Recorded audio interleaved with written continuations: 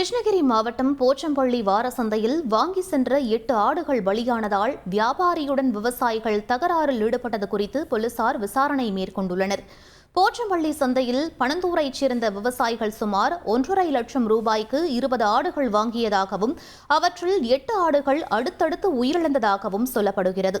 இதுகுறித்து வியாபாரிகள் சரியான பதில் அளிக்காத நிலையில் எடையை கூடுதலாக காண்பிக்க ஆட்டிற்கு மண் மற்றும் தண்ணீரை கலந்து கொடுத்ததால் அவை உயிரிழந்ததாக கூறி விவசாயிகள் வாக்குவாதத்தில் ஈடுபட்டனர்.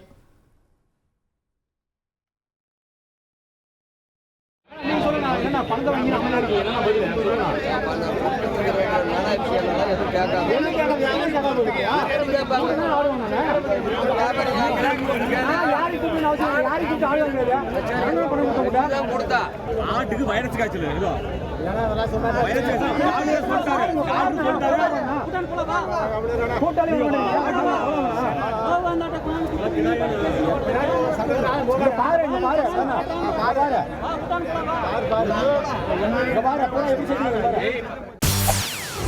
செய்திகளை உடனுக்குடன் தெரிந்து கொள்ள உடனே சப்ஸ்கிரைப் பண்ணுங்க.